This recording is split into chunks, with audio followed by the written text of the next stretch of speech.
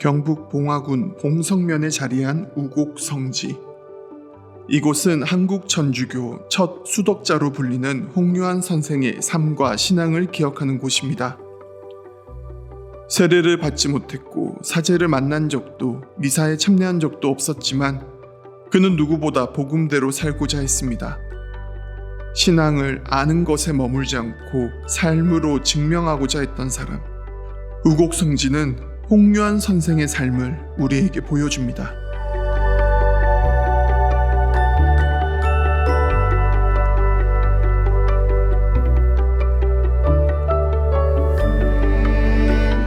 젊은 시절 홍유한 선생은 서학과 천주교 교리를 만나게 됩니다. 학문으로 시작된 탐구는 곧 삶을 바꾸는 진리의 발견이 되었습니다. 홍유한 선생님은 1726년에서 1785년 한 60세 정도 사셨는데, 이제 16세 정도의 성호 이익의 문화생으로 들어가서 25세쯤에 이제 서학을 구체적으로 접하게 되었고, 그때 이제 중국에서 읽혀지던 교리서죠. 칠극대전, 전조실이, 직방매기 등 많은 교리서들이 있었고, 가져와서 학문적으로 연구하다 보니까 그 내용들이 진리로 본인 스스로가 받아들였습니다. 여기에서 이제 우리 많은 선조들의 힘이 있는 것 같아요. 우리가 복음을 읽고 넘어감에 있어서 가장 중요한 것은 끊임없이 연구하고 묵상하는 영역에 첫째 힘을 발휘해야 된다.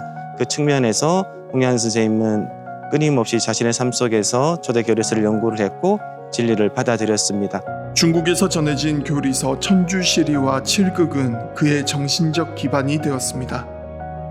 특히 칠극은 스페인 출신 예수의 회원 판토아 신부가 쓴 교리서로 7죄의 뿌리인 칠죄종을 넘어 덕으로 나아가는 길을 제시했습니다. 교만보다는 겸허한 마음으로, 시기와 질투보다는 사랑으로, 탐욕스러운 마음보다는 절제된 생활로, 분노나 안갚음보다는 인내심으로, 세속적인 쾌락보다는 당신을 향한 정결함으로, 인색함보다는 나눔과 섬김으로, 게으름보다는 부지런함으로 기쁨 넘치는 하느님 나라를 일구게 하소서.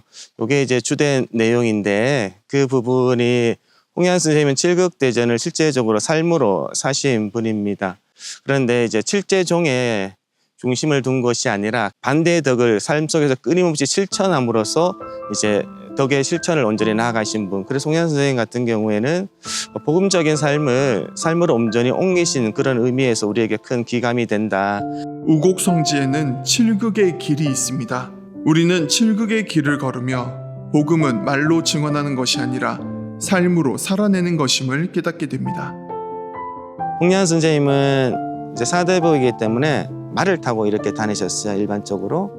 그런데 어느 날 비가 조금 오는 날에 저 앞에 천민 노인 한 사람이 되게 비를 맞고 어렵게 걸어가는 걸 보게 되어요.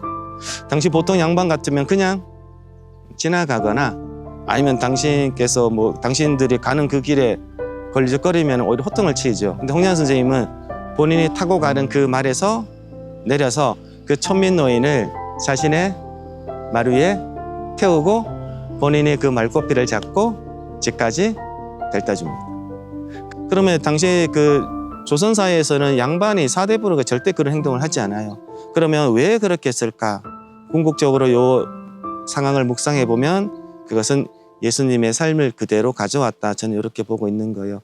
예수님께서 십자가 위에서 돌아가시기 전날 최후 만찬 때 당신 제자들을 다 불러놓고 행하신 것이 세종례이잖아요. 그때 정신을 그대로 하셨다. 저는 이렇게 보고 있습니다.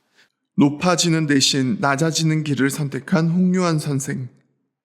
성김으로 드러난 이 삶은 예수님께서 제자들의 발을 씻겨주신 복음의 정신을 닮아 있습니다. 복음은 그렇게 사람을 통해 살아 움직였습니다.